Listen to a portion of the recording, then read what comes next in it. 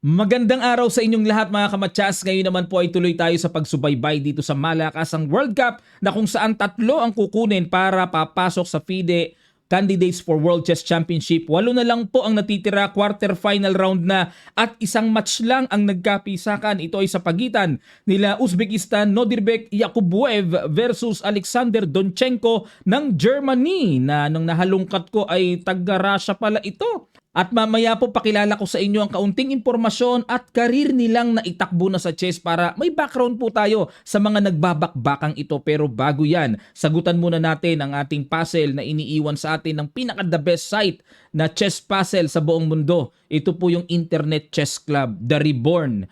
I-click ko lang po yung missions. Ayan, intay tayo para didiretso tayo sa mga mission. Marami pong pang-training dito. Ayan, kiklik ko yung Steady Mind para didiretso tayo sa daily puzzle. Ayan, ito yung iniwan nating puzzle sa ating last video. Congratulations po sa mga nakakita ng Bishop takes G5 sacrifice.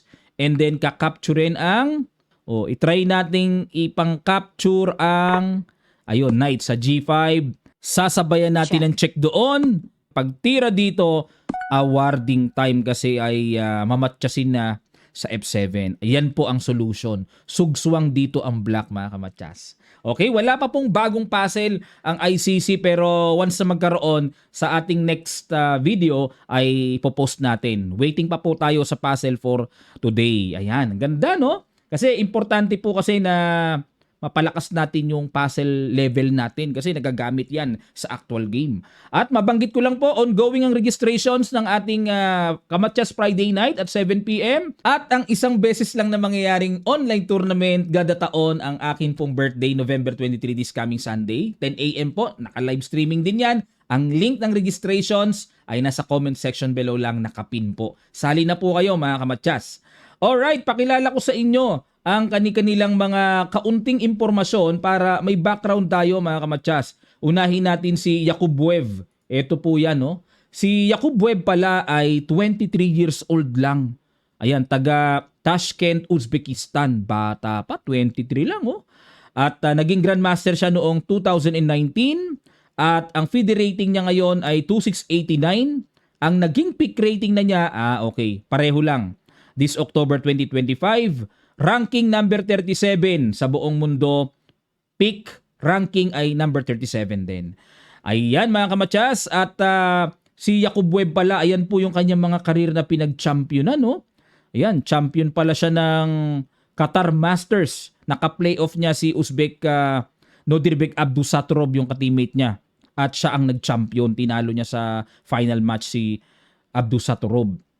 At yan po, Tata Steel Chess Tournament 2025, Yakubuev refused to shake hands with 4 female opponents for religious reasons. Aba, ganun pala ang mga taga-Uzbek, ano?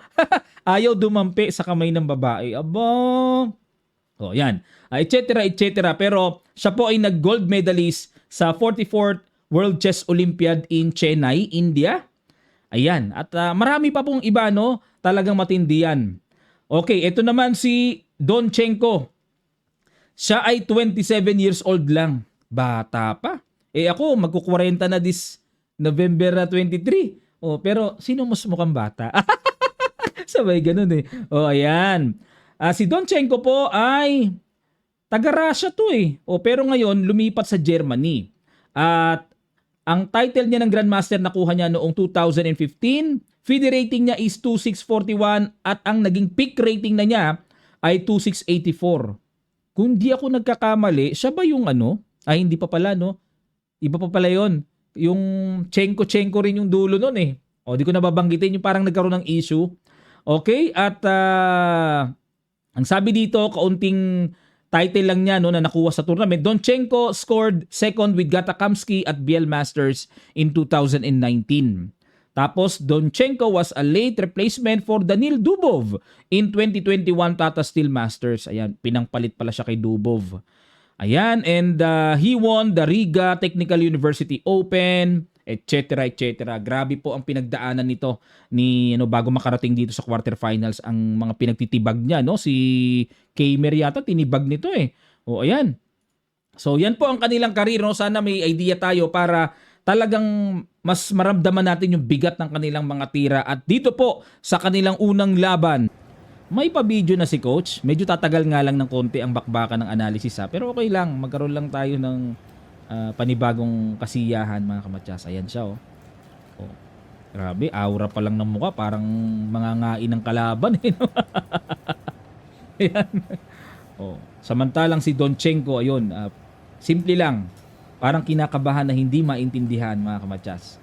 At mamaya, sa end part, yung climax ng bakbakan, yung bago mag-resign, may papapanood ako sa inyo sa end part mga kamatsas.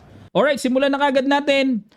Nag D4 si Jakub Webb at nag Knight F6 si Donchenko, C4, G6, F3. Ayan, ang isa sa mga tinatawag na anti-Granfeld. Ayan, siguro nakita niya sa mga depensa ni Donchenko, ito kasi ang normal eh. Pero nakita niya siguro na malakas yung D5 performance ni Donchenko. Granfeld po yan, Granfeld defense. Kasi pag D6 Kings Indian yan eh. Okay? O, pero dito, etong F3, anti-Granfeld yan. Taasan ko lang po yung volume para mas matunog yung tira. Yan. Alright? Nag C5. Basag kagad, hindi naman diniretso. Kasi po, konting kaalaman lang. Pag din E5 po kasi, pinasok pa rin ng Granfeld, pabor to sa puti, nakakabuo kagad ng mainam na sentro, maiipit ang black dyan mga kamatsas.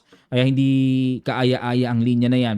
Kaya mas pinili na lang ni Donchenko mag C5. So ito po ay Benoni na, Benoni formation. Nag D5, D6, E4, Bishop G7, Knight E2. Dinili yung Knight sa C3. Ito muna. At nag E6, ayun, grabe, kakaiba ito. Usually, ito yun kakaiba preparasyon. Capture at nag A6. Siyempre, mag B5 yan. Kailangan pong i-A4 yan. At nag Knight H5. Ang plano, magku-Queen H4 check. Ito po ay bookline. Pero sa panahon ngayon, binad mo ba na pala yan ng computer? Ang gusto ng computer dito ay castling lang. Simple lang.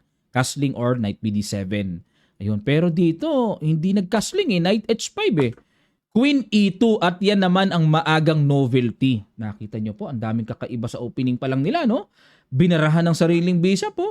Ang normal naman po dito, kung computer ang titira, grabe, G4? Naku po, mahirap itira yan. Unang-una, may check dito. Tapos dito lang pupunta kasi pag nag-King E2, may Knight G3, matatanga yung tore. Tapos papasok dito, and Queen E1. Ganito mangyayari. Tapos yung king, kung hindi man makipag-queen to queen, pupunta lang po yan sa king c2. Okay mga kamatsas, so yan pala. Pero nakakatakot gawin yon.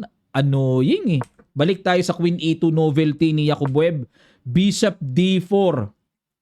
Kasi po dito mga kamatsas, pagka gumanito, queen f2 lang haharangan. Bishop d4 para pag queen h4 check, G3 lang ang choice ng pangharang kung haharangan. Hindi pwede queen.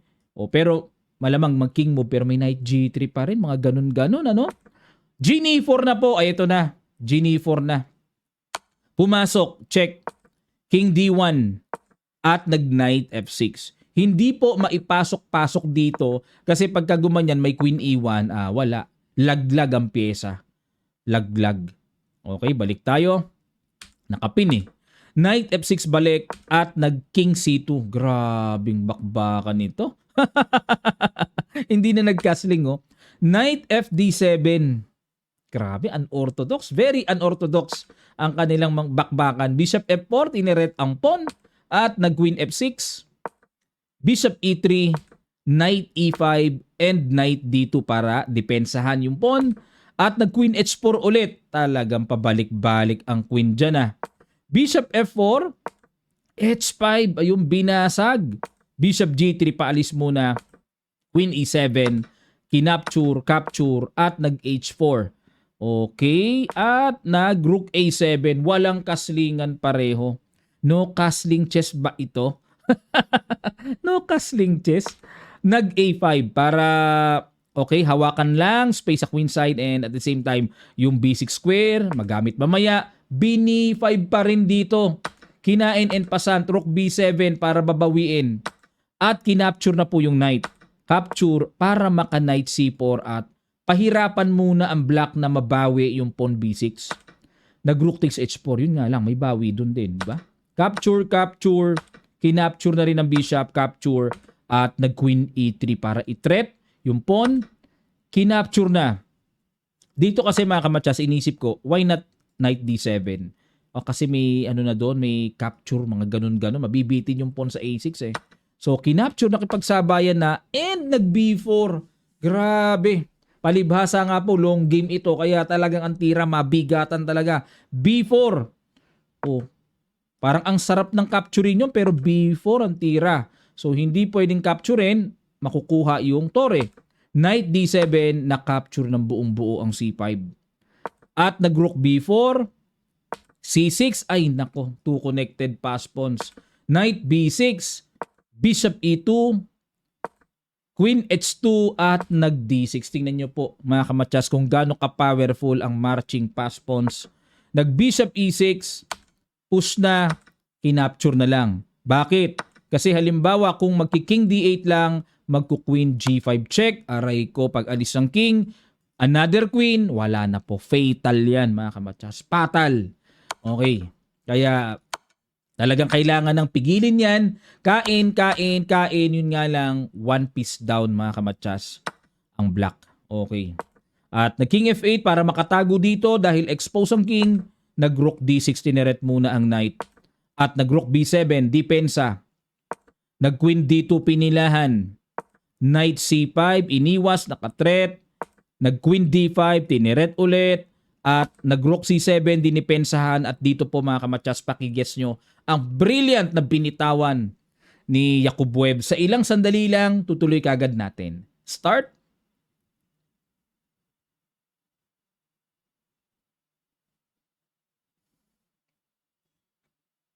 Maraming salamat po mga kamatsas. Boom! Rook takes G6, sacrifice. Pag kinapture kasi may Queen D8 check. Pag angat ng King, kain ang Rook, check pa, tangay pa ang Knight. Grabe ang combo pag kinapture ito. Ubus talaga pyesa ni Donchenko. Nag-Knight E6 para maproteksyonan yung D8. Walang check. Hanging pa ang tore. Pero chinek lang. Na dito hindi pwedeng mag-king. Mamamatsyas. Obligadong tore ang ipang-aalis pangaharang. At least nawala sa C-file. Nawala din yung threat ng Queen takes Bishop. Kasi nakapin nga po yung Knight. Diba? May ganun ding threat eh. At nag-ingat lang Rook G4. Hinay-hinay lang. Lamang ng isang pyesa, hindi dapat mataranta ang puti dito. Nag-F6 para extra space. Yun nga lang po ay Queen B8 check, hinarangan, at ipapapanood ko po sa inyo ang huling hantungan ng pangyayari. Ito po. Alright, ito po yung sa playing venue. I-advance ko na. Ito na po yun. No? Tumira ng Rook G8 check after Rook E8. Nag-sacrifice dito. Gumanon. Ayun. Kinain. Obligado. And then, kinapture. Ayun. Pag-capture dyan, sabay abot ng kamay para mag-resign. Ayan. Ganun talaga. Very emotional talaga pagka sa mga huling hantungan. Lalo na sa talo, no? Sa loser side. Emotional kasi andun yung panghihinayang, andun yung halo-halo na emosyon at kaisipan. Ayan, at motivation naman sa ganado naman ang nanalo. Very natural yan mga kamatsas sa mga manlalaro ng chess. Okay, at dahil dyan, Jose Martinez versus Sindarov. Grabe, mga Uzbekistan no, nandito sa quarterfinals. So, tabla. Eric Gaisi, nag-iisang Indian na lang. Wei Yi, tabla. Nag-iisang Chinese na lang din. Esipenko and Shankland. Ayan, tinalo ni Shankland si Dubov na Russian. Ibabawi ba na ni Russian Esipenko? O, tabla sa first game. And ayun nga po, Donchenko natalo kay Jakub Webb. So yan po ang mga pangyayari. Abangan natin ang kanilang Game 2 ng Standard or Classical Time Control at malaman natin kung magkaka-knockout na ba. So in a must-win situation, si Donchenko para makasurvive pa siya at makapunta pa sa tiebreaker. Pero parang bihirang-bihira mangyari dito yon. Usually, second game, tinatabla na lang. O itatabla na lang ng advantage side para semi-final round na. Grabe, ang champion po dito. $120,000 ang champion. Aray ko. Ang laki. Mahigit 6 na milyong piso sa atin. Kahit matalo ka dito ha, ang laki ng papremyuhan nila kaya dapat ang tira mo talaga, ibitaw mo talaga ng matinding bitaw. Maraming salamat po mga kamatsas. Muli po, pinag-iimbita ko ang Kamatsas Friday night. Every Friday po yon at 7 p.m. Ginagamit po natin ay Lichess platform for this online tournament. Huwag po kayong mag-alala. Nagko-close ang account ng mga nandadaya. Hindi sila makakakuha ng prizes. Every Tuesday naman po ang release namin ng papremyo kasi binibigyan daan natin ang 3 days verification bago ibigay ang premyo para malaman natin kung open pa yung account or kinulose na ni Lichess anti-cheating system. Yan po mga kamatsas, no? Every Tuesday kami nag-release. Ngayon, Tuesday ngayon, mag-release kami ng prizes sa mga nanalo sa nakaraan nating Friday night. Okay? And this coming Sunday muli po ang aking birthday online tournament. Pagbigyan nyo na po ko. Register na po kayo mga kamatsas.